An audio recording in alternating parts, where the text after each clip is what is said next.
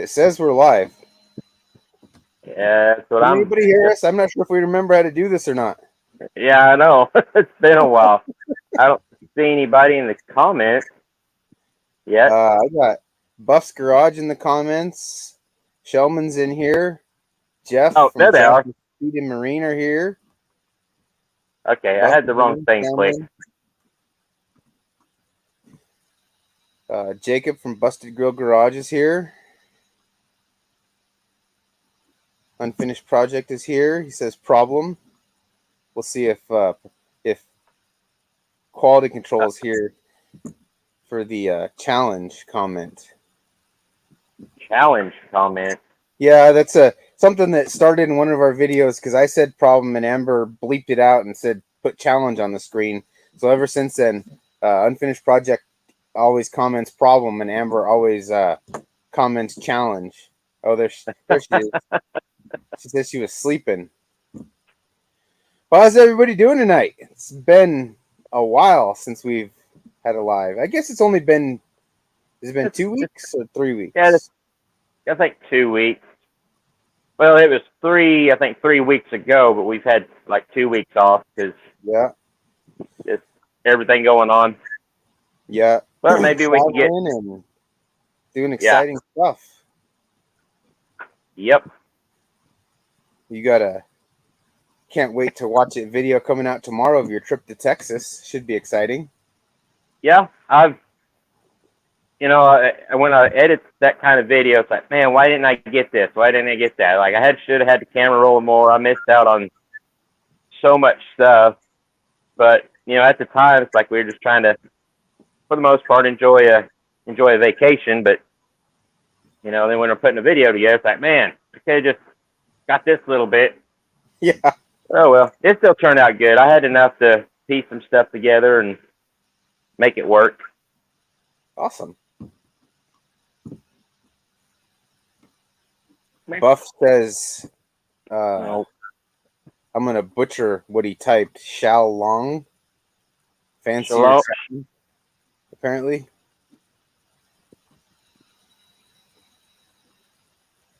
Say hi, everybody. Say hi, Tech. Hi, Tex. He can't hear because I got the earbuds in. Oh. Hi. He's 3 months old. Wow. And his paws are almost as big as my palm already.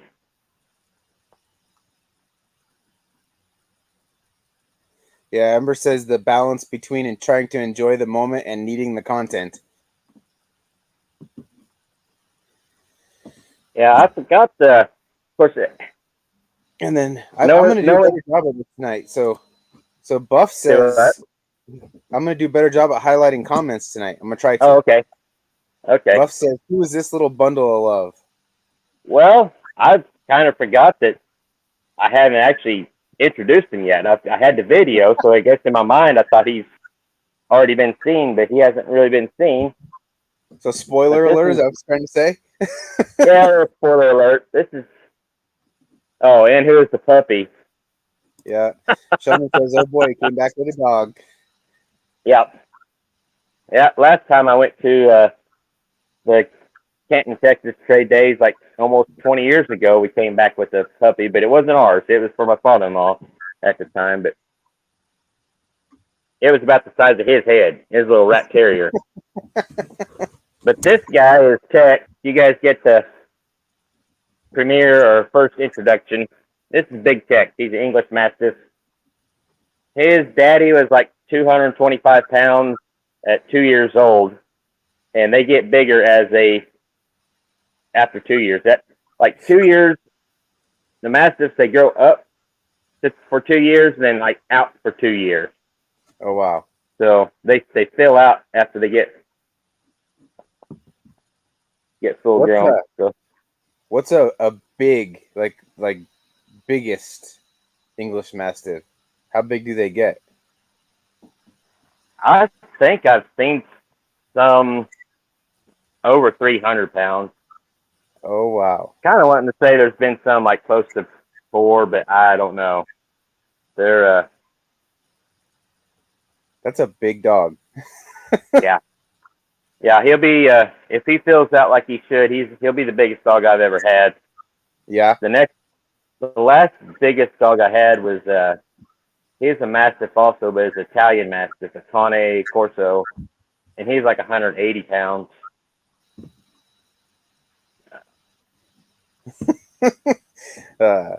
Amber says Huskies Yeah. do that too. But the fill out is all fluff. Yeah, he won't have much fluff. His mom was kind of a medium coat English Mastiff, which I haven't seen very many of those, so he may have a little heavier coat, which is good. He's gonna be an outside dog. Ugly Truck Experiences here says gotta have a good shop dog.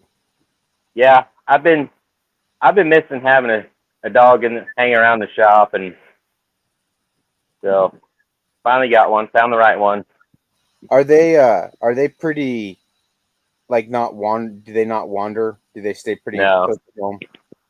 No, they're real homebodies.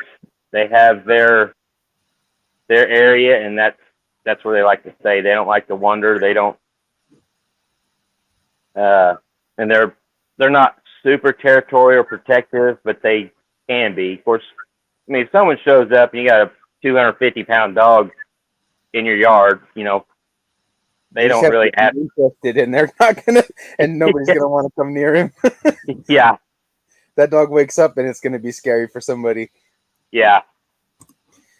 Jeffrey says 300 plus. That's big turds to clean up. No, thank you. Well, hopefully. I mean, right now he's kind of going in the driveway. Oh. And that's another nice thing about the Mastiffs. All the ones I've had, which are all farm dogs, they're all outside dogs. I've very, very, very rarely ever found any landmines in the yard. Oh, wow. I don't know where they went. And I didn't care. It just wasn't in the yard. They would go out in the woods or at the edge of the yard or something. So right now he's kind of got his spot. It's not the best spot. It's kind of in the driveway, but it's better than in the yard where we walk around and stuff. Yeah, better than the sidewalk. Yeah. Or the walking path or the shop floor. Yeah. But he pretty much just hangs out in front of the house, just right by the front door. That's his spot. I'm surprised he's actually out here with me. He heard me talking and messing around out here, so he finally came out to the shop to visit. And So Huskies have a spot too. Nala's is northern Alabama. If you let her out, she's going to explore all of it. Yeah.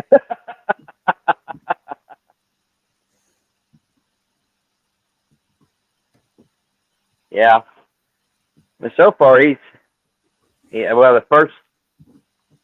first day he didn't even want to get out of his pen. I made a makeshift pen with a little house and everything for him to stay in the first night. And then the next morning I didn't have to work, so I was able to be home with him to kind of acclimate him. And I let him open up the pen, and he's like, "No, I'm good. Yeah. Thanks for the food and water, but I'm good. I'll be in here if you need me." So that's good because that means he's comfortable there. Yeah, I mean, and I would get him out. I'd pick him up, put him on his leash, or pick him up and carry him around and let him down, and he kind of walk around a little bit. Yeah, this is nice. I'm going back to my house. But then, a couple days later, he started venturing out a little bit more, and but once he figured out that we go in the house, that's where we disappear. It's like instinct. That's his spot. It's right in front of the house. Awesome. Yep. I had a Great Dane once, and that dog was great 80% of the time. Yeah. But when he decided he was going somewhere, I honestly think he would wander a little bit, and then he was just too stupid to find his way back. No. It was instant, like, because I mean he's a big dog. I don't know. He wasn't. He's probably 120 140 pounds. He wasn't huge, but he would be there, and then 2 seconds later he'd be gone, and I'd find him a mile away from the house. It's like at Yeah. one time, I know he was chasing a rabbit or something, and I think he just got so far away from the house he couldn't find his way home. Yep. I ended up, I had to let him. He went to another home because I didn't have a big yard area for him to stay, and he wouldn't stay in the yard. So, Yeah. a friend of mine, they had a fenced yard, and they wanted him, so they ended up with him. But I had to go to court for him twice for dog at large tickets. Large dog at large. Yeah, so the third time he got away, they went and picked him up from the pound. I don't know if they got a dog at large ticket or not. Yeah. But and then he got kennel cough one time when he was in jail, and just a real pain in the butt dog. So I let him go to a better home. Somebody who had a fenced yard for him. I don't know how big a yard it was, but that's my Penny, she was my eventual replacement for him. Is actually my daughter's dog, but she was really good. She doesn't really, like, she wanders a little bit, but she comes back. I never had to go chase her down. Nala, on the other hand, she doesn't get it. She doesn't get, her leash is a limited length, and only once, I think maybe twice. It was my idea. Amber doesn't want her to go. She's a helicopter mom for her dog. Yeah. And she doesn't like to let her run. So, but we had been walking with her, and she'd been off the leash and been doing pretty good. And I'm like, well, I'm going to just see if I can let her out the front door and see if she'll stay in the yard. And I let her out the front door. She didn't even slow down and went straight to the river down here behind us in the woods where she was, where she had been swimming when we were out walking her around the week before that. That was the last time she's been out off a leash, because I had to chase her all the way down there and walk her all the way back. And I'd call her, and she'd look at me like, yeah, I ain't stopping. She knew exactly where she's going. She went right down there, jumped in the water. It's like a little, there's a pretty good river there, but there's like a creek or something that feeds it right there. And it's real water. It's not very deep, but stays pretty clear. And she's straight to that little creek where she was swimming a day or two before. And she was in there playing in the water. And she may have come back eventually, but we've got coyotes, and I've heard, I don't know that there is, but I've heard that there's a mountain lion that runs around out here, and we don't want to. And then we have a fairly busy road about a quarter of a mile the other way, so she's better she's an inside dog anyway. She doesn't really like going outside. She spends 90% of the time in her cage. So we spent the weekend with not this last weekend, but weekend before when we was in Texas. Our last weekend in Texas, spent 3 nights with Ryan and his family, and they have 2 huge Great Danes in the house. They're house dogs, and that's the dog's house. Ryan and them just live there, and because he was inside at home most of the time. At the shop, he is where he would roam. Yeah. And we would, you go to sit on the couch, and they just kind of look up at you, because they just take the whole couches up, and like looking up at you like, I ain't moving. And, or if you got to the couch before they did, they would just sit there and stare at you. Like, you're in my seat. Yeah, his big black and white one, Bandit, he always had his head kind of cocked back, and he's got one blue eye and one brown eye. And he just like,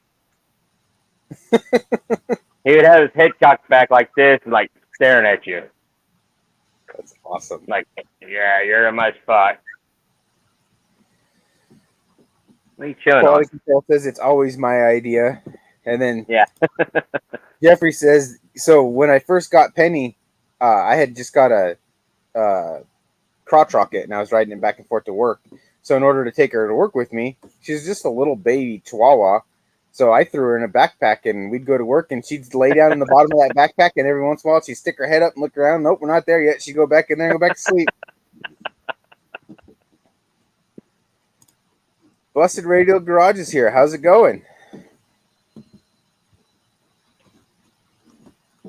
We're just talking about where we've been for the last month. we did a live like you said, what was it, 3 weeks ago now, but Yeah. before that it was kind of hit and miss for a couple months when we were in Colorado. I definitely was missing my internet there. Yeah.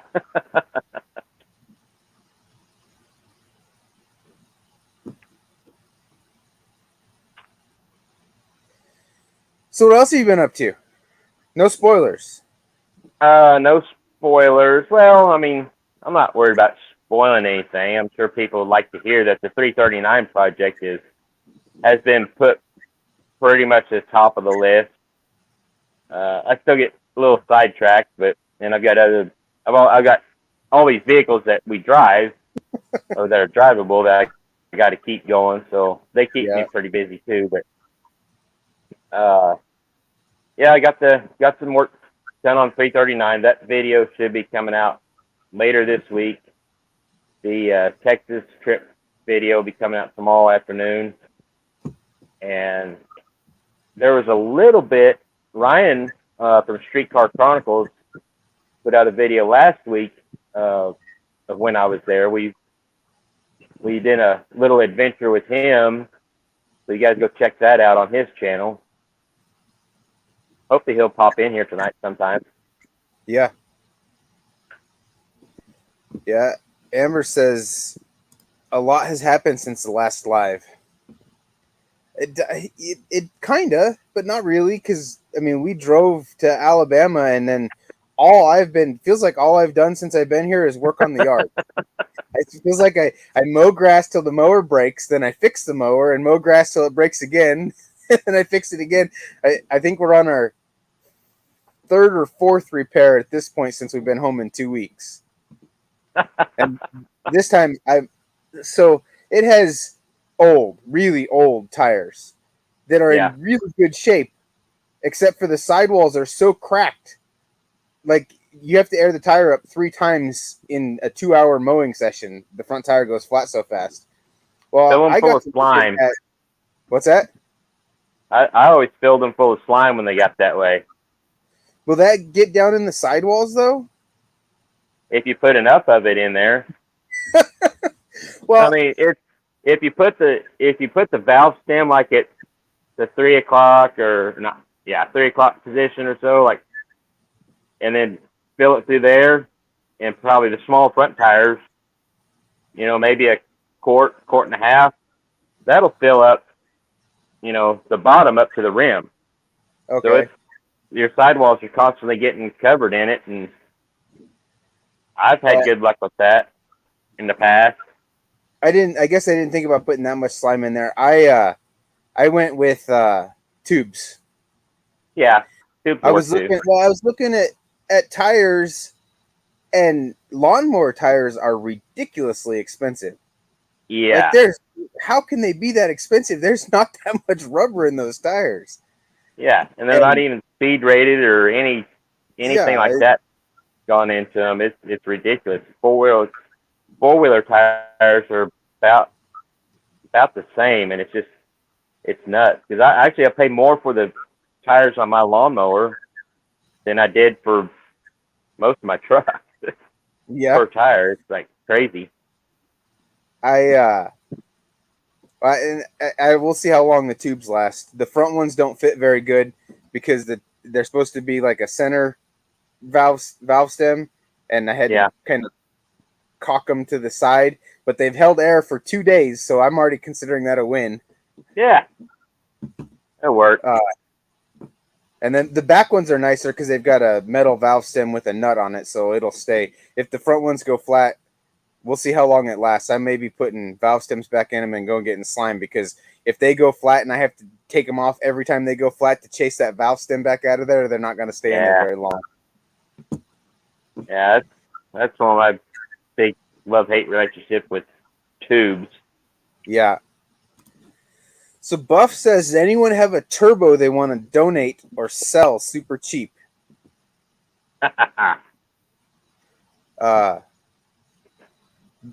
It shouldn't make you sad, but while I was in Colorado, I scrapped 3 turbos, but I imagine they probably wouldn't have worked for your application. They were off of big diesel Detroit and Cat engines. What? Were they any good? I don't know. I found Those I are big had turbos. yeah. There one of them for sure was no good. It came off of I don't even know, but that's why I scrapped them because I didn't know anything about them. They got put in that trailer probably 10 years ago, and they've been sitting in the trailer since then, and I have no idea. And I have a turbo here that I'm saving for a project. It's a fairly new Borg Warner big turbo like that. Would be good for a single turbo or something. But those I don't know. I know they were all very used, so I have no idea if I don't know if any of them worked, if they leaked or so. But if I'd known Buff was looking for a big turbo to put on there for a show, because he says it doesn't have to work well. A big huge turbo on a 4.3 V6. It would take forever to spool up, but when it did, oh buddy, plenty of boost. Every one of them headsets been going. Ah!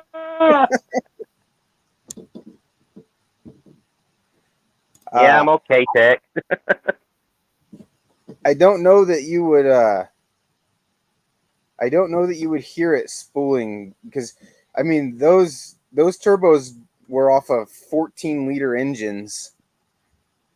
I guess if you got it up to like 3,500 or 4,000 RPMs, you might start spooling that turbo. I don't know. It doesn't matter now. Well, yeah. They've been turned into shred by now and melted down to something else.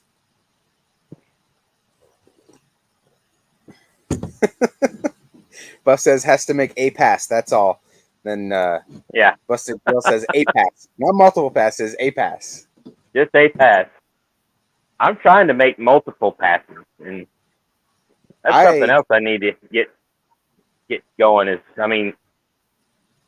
Squeaky's ready to go to the track other than switching out the tires, but I don't have anything I need to do to him to take him to the track. But I just haven't had the time to go do it. Well, I'm hoping that by August we're gonna have a month of being able to go test and make sure that extra parts is ready to go. Yeah. And make sure that we're not gonna have any disaster. Yeah. Hopefully. I think I have a pretty good plan. So we'll see.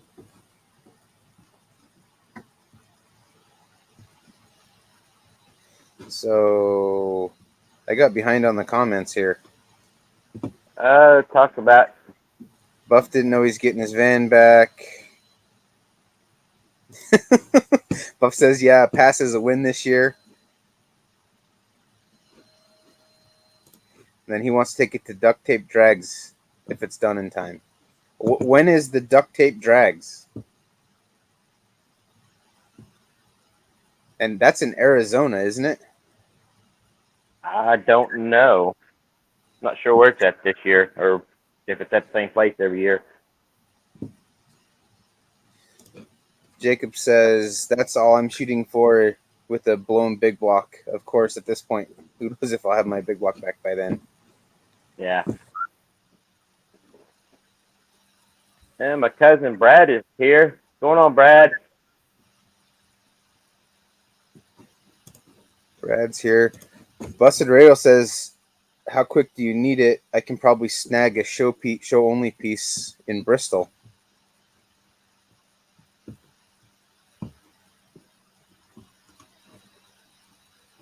So yeah, duct tape drags in Tucson. And he needs it the week. Oh, it's the week after No Name. So on Brian Vantana is or on Vantana, or yeah, is the guy's name Brian Vantana, or is it just Vantana? Are the turbos going to go in the back, or are you putting them up front, or the single turbo? Are you going to do all the piping and put them in the behind the back doors? But you can't do that. You'll screw up you'll mess up your power bed that you have in the back.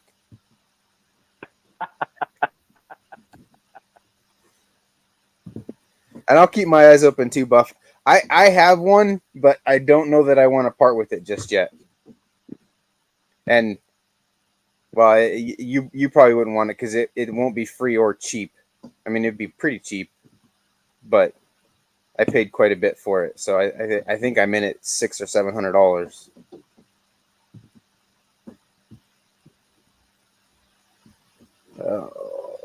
So it's actually Brian Vantana. That's what I thought, but I didn't know if that was the guy driving it or if that was the van itself. Hey, Mrs. Squarebody joining in. She's listening while she drives home. Hi, Mrs. Squarebody. Safe travels. Yeah. She went to go to Ozark, Missouri to hang out with her oldest son. His birthday was today, so. Well, happy birthday to her oldest son. Yeah. Her birthday was the 7th, whatever day that was. 4 days Friday? ago. Yeah. Well, happy Friday? Happy belated birthday, Mrs. Squarebody. Buff says there's so much room in the engine bay and underneath. He'll get creative with where he's putting it. Yeah, I can imagine. I mean, a V8 in those gets pretty tight, but the little V6, I'd say there's plenty of room in front of the engine. Yeah. Then you can get one of those cool velocity stacks and cut a round hole in the grill so it sucks in through the grill like a race car. Yeah.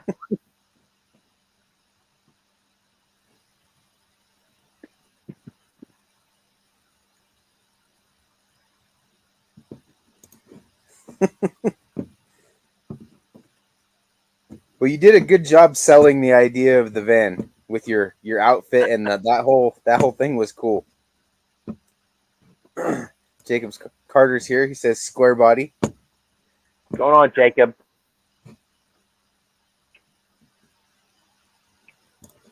It's getting a Hyundai conversion. That'll be cool. What year is the donor? I want like the older 70s, like any of the 70s vans, Chevy vans. While we were in Colorado, I found a picture of a truck that I remember, but I was probably 8 or maybe 8 or 10, somewhere in there when my dad built it. It's a 79 half-ton short step side 4-wheel drive Dodge on 37s. Oh, wow. It was a cool truck. There's a picture of him standing next to it. I want to find one and build one. And it's probably one of my favorite grills. I don't really like the older Fender style, but the grill is awesome. It's the one with the round headlights, and it has the 2 park lights on the inside, and then it's an all aluminum grill. Yeah, I know what you're talking about. My aunt, when I was a kid, had an orange one, an orange Power Wagon.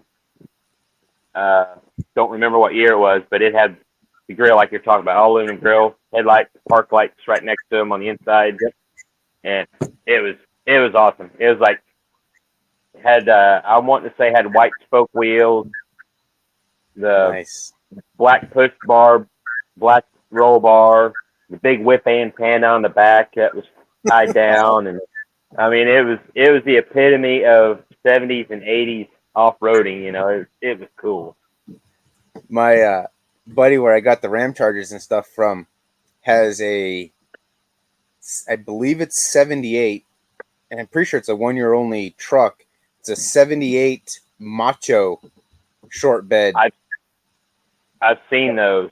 it's got a step side bed on it now, but it's supposed to have a fleet side or swept line or whatever Dodge called it.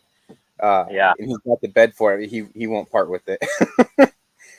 he that's how I ended up with the Ram Chargers and the crew cab back. Is he's more of a 72 to 80 Dodge guy, and he has a ton of. He's probably got 30 of them out there. And the Ram Chargers that we got, actually my dad traded that 91 Ram Charger and a Jeep carcass that I stole the engine out of for our piece of Jeep project, and I think he got a Durango. I don't remember. Anyway, he traded it to him about 2 years ago, I guess, and we had sat on it for 2 or 3 years. And then while I was back this time, he had the 89, the one we fixed up to drive back. And the crew cab was actually mine. I traded the crew cab for my Magnum about 2 years ago. But we worked out a deal and I got all those back because he didn't want any of the newer stuff. He wanted to keep his fleet, the old stuff. So worked out. I'm kind of excited about the crew cab. I don't know why I didn't just leave that truck alone because it ran and drove with the diesel when I bought it. Yeah. One of those things. I looking back at it now, I don't know what I was thinking. I pulled the diesel out of it and put it in a Ram Charger, and then lifted the Ram Charger and put it on 37s, and then hated the Ram Charger, so I sold it. And then the whole time I'm wishing I had the crew cab back. Yeah. But it is what it is. It's all over now. So Buff's van, his donor van, is a 76. He says. Yeah. Yeah. That'll look good on the front of it. Yeah. I'm not real familiar with the Chevy vans, but round headlights are almost always better than square headlights. Yeah. My grandma and grandpa, my mom's mom and dad had like a 73 or 74 3/4 ton. And it was kind of a light blue, medium blue. Yeah. And it was a big panel van, really. It didn't have any, I don't remember if it had any windows in it at all, but Grandpa used it for hauling grandma's crafts and stuff back and forth to craft shows, and I just remember riding in the back of it. Of course, back then, there was no seats. We just sat back there on whatever and walked around. While Grandpa was driving. I'm pretty sure I remember it had the old split rims with 16.5s. And they were old, so you get going down the road, and it sit there just till the tires got warm enough to round out. And I remember asking my grandma, I said, "Why is it so shaky?" And she goes, "Well, it's because the tires got flat spots in it. It'll smooth out once they get warmed up." Speaking of split rims, I got my butt kicked by a split rim while I was in Colorado. Well, so. Not airing it up where they usually usually get you. Yeah. I was trying to get the tire off of it because I was scrapping the wheel because it was the tire was junk and I was going to scrap the wheel, and I try not to haul in stuff that's not scrapped to the scrapyard there because they're pretty good to me. But at first I beat on it for 3 hours trying to get the lock ring off of it. Maybe not 3 hours, but for a good 30 minutes it took me to get the lock ring off of it. I used every single tool that I had, including the skid steer, trying to get the tire broke off the bead. I finally just threw the whole thing in the trailer and hauled the tire to him as well. I gave up. Yeah. I'd say 30 minutes messing with split rim can feel like 3 hours. I've messed with a few, and a lot of them, the ones I messed with were on big trucks, old school stuff. And I don't ever want to do that again. That's scary, because we were putting new tires on them or fixing the tires, and that was like, nah. Yeah, I've never aired up a split rim, ever. I worked on over the road trucks, and that had pretty much gone by the wayside by the time I was working on them. But my dad tells a story when he was I think maybe high school or just out of high school. He worked at a gas station where they did tires.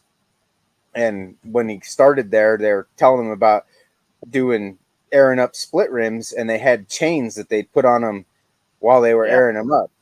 And I guess in the ceiling, like old concrete building with the concrete ceiling, in the ceiling there was a split rim lock ring embedded in the ceiling, and they'd go back there and they'd show everybody that's why you always put a chain on these before you air them up, because if it doesn't lock and it comes off there, that'll take your head off. And so a story that he's told a few times whenever I think I had been around a few split rims, but I never worked on one. Some of the trailers I worked on, the scrap company might have had them on there, but I never did tires for them. Yeah, we had a cage at the shop I worked at, and we only did a couple. It was, older trucks, like local trucks or something like that, feed trucks or something. But man, yeah, don't want to do that again. After our experience with the trailer house axle on the gooseneck, trying to get it back to the house to rebuild it, I don't ever want to deal with that. To me, it's a Dayton style lug nut where it's got the wedges and you have to put a jack next to it and spin it. And I thought we got them on there pretty straight, but as soon as I hit 30 miles an hour, we did not have them even close to straight. I thought the trailer was going to shake the truck apart. We were gonna pull it down the interstate. That was the original plan, with the trailer house axle chained in the back of it. It's only about, it would have been 6 miles maybe on the interstate, but I couldn't. I pulled out and I took off. I got up to 30 miles an hour, no problem. I put it in fourth gear, and as soon as it went over 30 miles an hour, the trailer started dancing and the truck started shaking, and I'm like, yeah, that's not going to happen. So we cut off and we went down. There's a dirt road, but it is washboarded so bad. That's what ended up shifting the axle in the trailer, because when I was going and I finally got up to like 25 on this stupid dirt road, and I couldn't get slowed down quick enough because I didn't want to slam on the brakes. I don't know if it would have mattered, but I was trying to be easy with it, and I hit the washboards, and I look back and I see the tire smoking. That's about the time Richard started flashing his headlights at me because the tire was smoking. Shifted the axle over. The chains didn't hold it. And then, I mean, the loneliest country road that I know of in Colorado, and we passed a cop on it on the way home. Yeah. He didn't pull us over. Richard said he didn't want to deal with taking the time to give me a ticket, but yeah, we were only about a mile and a half from the house at that point, so it wasn't too bad, but that was a interesting ride. Yeah. Speaking of interesting rides, just another tidbit or teaser of my video coming out tomorrow evening. I got to have an interesting ride in that video, and in a very popular car amongst all of our friends. Yeah. It was. I think I know the car you're talking about. Yeah. I mean, yeah, Mike Concho. If anybody knows Mike Concho from Streetcar Chronicles, the popcorn machine. It didn't make popcorn. Yeah, no. That car will move, and it was a short ride, but it was plenty. No more popcorn, just G-forces now, huh? Yeah, lots of them. G-force, G-body G-forces. Yeah. Buff says that basically the entire body is the same on the van, the only difference being the headlights and the grill. Yeah, I was pretty sure up until maybe the mid to late 80s, somewhere in there, there were some little differences. You have the fenders and everything and maybe the doors too, but the body, it'll all interchange. But if you're going to change the grill, you got to have the fenders and I think the doors, maybe. But he might, if he's got a full donor, or at least it'd be close. Yeah. I think, and that's the way it is for sure on like Dodge trucks. The fenders and I think the doors will bolt on from 72 all the way to 93, but because of body lines, if you get the front, you have to go all the way to the back. Yeah, yeah, the body lines don't match. The square bodies, it's just from the firewall forward. The doors are all interchangeable, same body lines, but it's just the fenders, hood, and radiator support, and the cowl plate or vent uh, on the 81 through 87 because they had the hood. The hood didn't cover up the cowl. They had the what do you want to call it? Cowl piece. Buff says he's getting the whole front clip. Yeah, it should work. Then I think it should work. I just remember, was it last year sometime? Everybody was all excited about vans for a little bit because Ryan put out something about vans, and we were all excited about vans. So that's all I looked at for like 2 weeks is vans, and I still want to get one of these days. I still want to have an old street freak, whatever they would call them, vans. That's like the 18 van or one with I don't know if I want to do like a mural on the side of it, but the little porthole windows in the back and stink bug. Yeah. Side pipes, the big fat tires on the back and front, and spoilers, and a wing on the back, small wing. Yeah. And a blown big block so it does wheelies. Yeah. Yeah, blown big block sitting in right behind me. Yeah, there you go.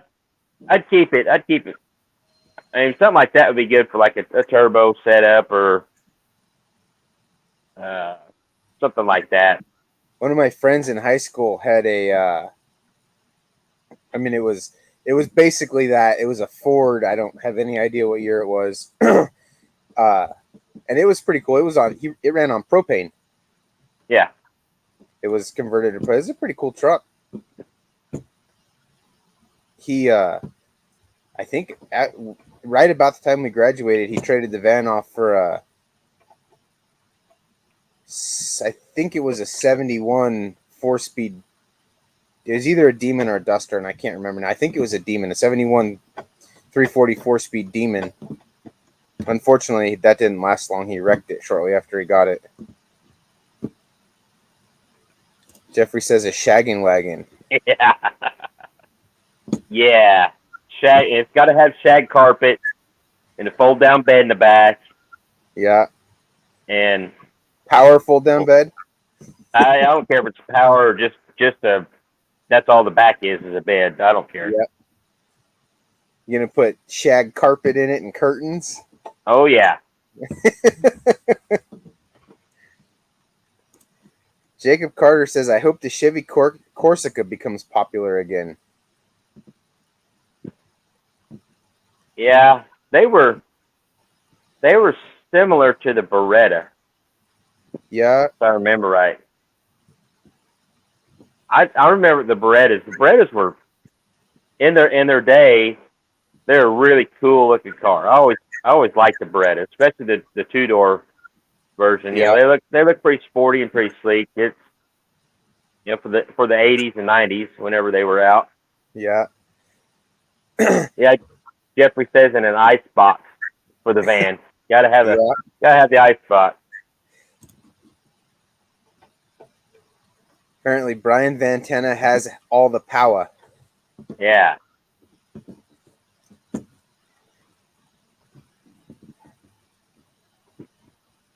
It needs a tunnel ram. Yes, it needs a tunnel ram.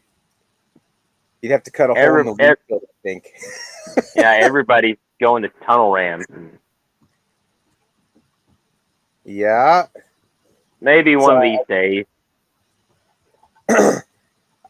I think I might have misspoke to you.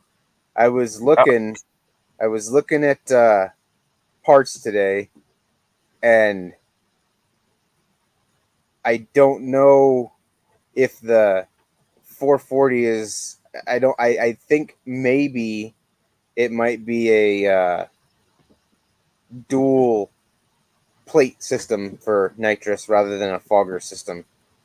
Maybe. Oh, I don't know. I haven't decided. I don't know for sure that I'm A, putting nitrous on it, or B, what I'm going to do if I do. But I think I can tell you for sure that if I have to go new, it won't be a fogger system because that's too spendy for that truck. And yeah. the dual plate systems, I can buy the upgrade kit for basically use my bottle and upgrade it, and it's not insanely expensive. So Yeah. I don't know. I'm keeping my options open at this time. I'm still hoping that I find a good deal or one just shows up in my mailbox. But I'm not going to hold my breath.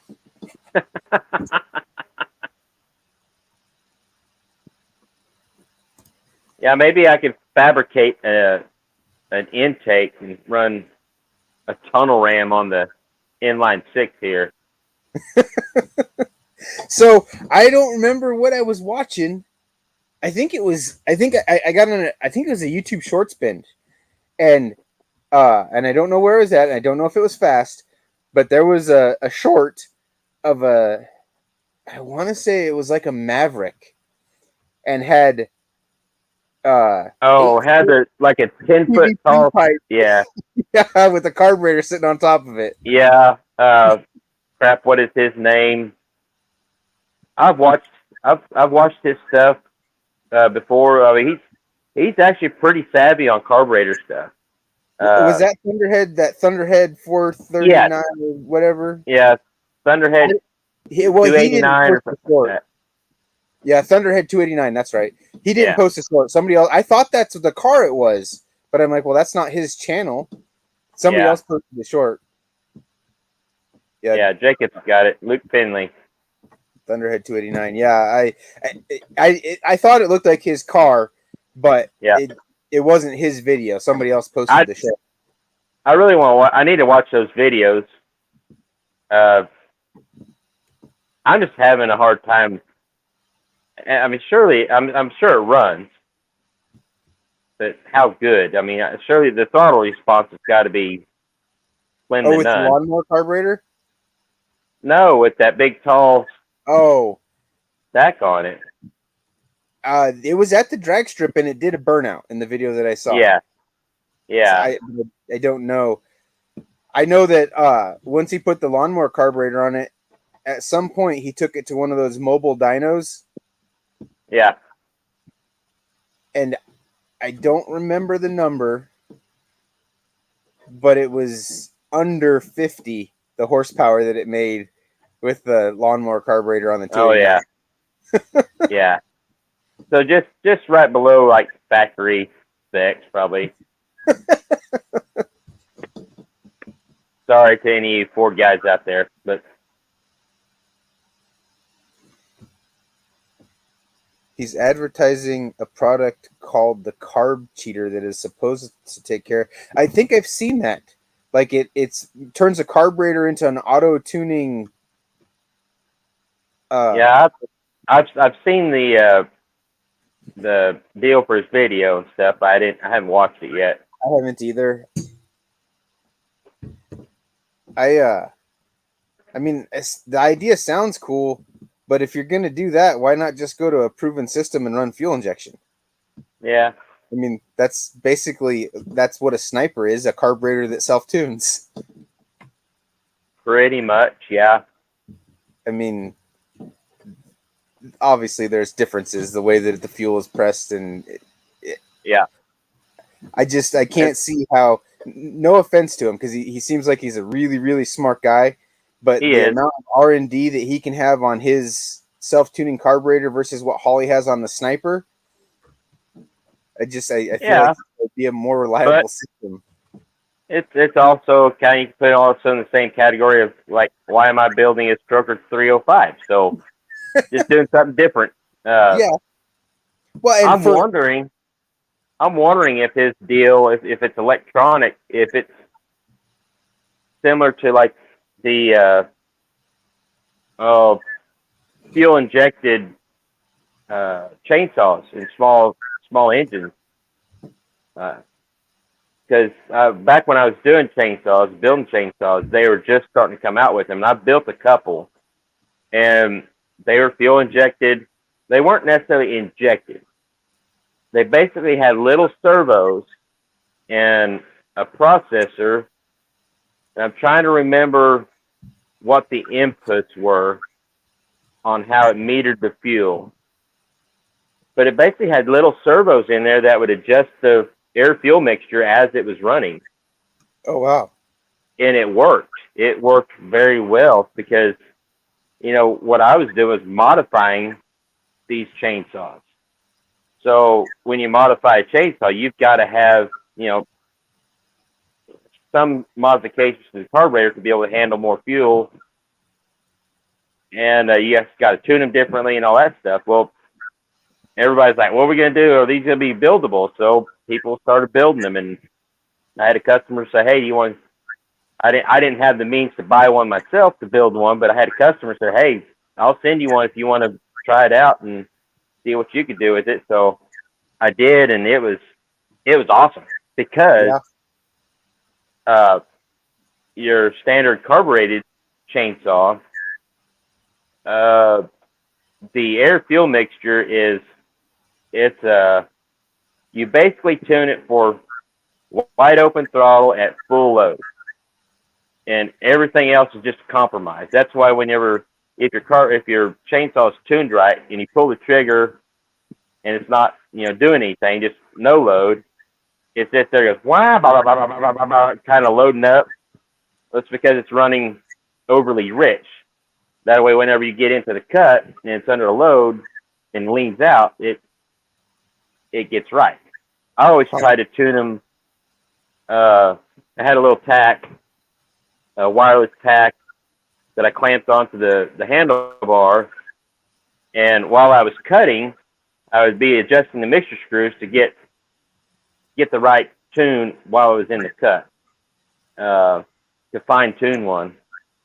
But that auto tune, the electronic carburetors, it done it for you. And what was cool for me is whenever you're cutting with it, especially after it's modified, as you're cutting with it, the more you pushed on it, you could tell, you could feel the chainsaw actually change pitch. You could feel it pulling harder because it was richening up. Oh, wow. And as soon as you let off a little pressure, you could tell a difference. It was really cool. I sat there played with that thing. I put 2 or 3 tanks of fuel through it, just playing with it, because it responded very well to the modifications, the porting and all that stuff, and the exhaust work. And you could really tell a difference between it and the carbureted version while you're cutting. It was really cool. Huh. So I'm wondering if I have no idea what his Luke's deal is, but yeah, I'm wondering if it's something similar. It'd be interesting. Maybe if I get time to watch a YouTube video, I'll see if I can find that one and watch it just to see. and I guess I'm not trying to take anything away. I think it's awesome that he's smart enough to come up with that kind of system, and yeah, I mean, it would be cool to play around with.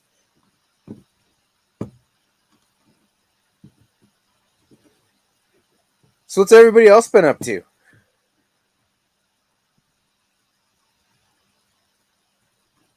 I know Busted Grill Garage. Well, I'll wait. Maybe he'll be able to come in here live. We only got what? We got about 6 minutes left. Six more minutes. Maybe he'll be able to come in on the live, because I do know he's in a place where he has better internet. Yes, I heard that too. Yeah, I don't want to spill too many beans, but I like the beans, and sometimes I spill them, and sometimes like the puppy without even realizing you did. Yeah, it didn't even dawn on me that I haven't put him on Facebook, or he hasn't been on YouTube yet. In my mind, he has. Ryan knows about him, but yeah, and you knew about him because I talked to you on the phone, but very, very few people actually knew about him, and I didn't even think about it. But it's okay. Buff says emptying the house and garage and putting it all in storage. Oh, wow. That makes me tired just thinking about having to Yes. do that. Yeah. Jacob Potter's been looking for a square body. Yeah.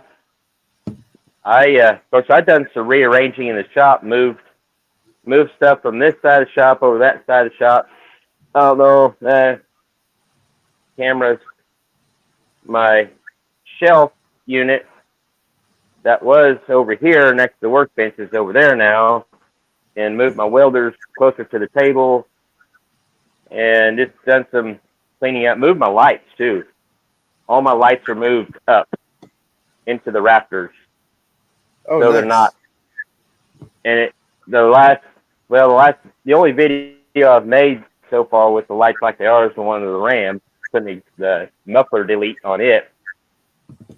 But I was watching the video or editing the video. I was like, man, the lighting is so much better in the shop. Yeah. At first, in the shop itself, it was different, so it was messing with me. And it didn't seem as bright because the lights were a little higher up. But now, since I took a trip away from the shop, came back, and I turned the lights on, like, wow, this is nice. It's lit up more, but it's not, the light's not close to you.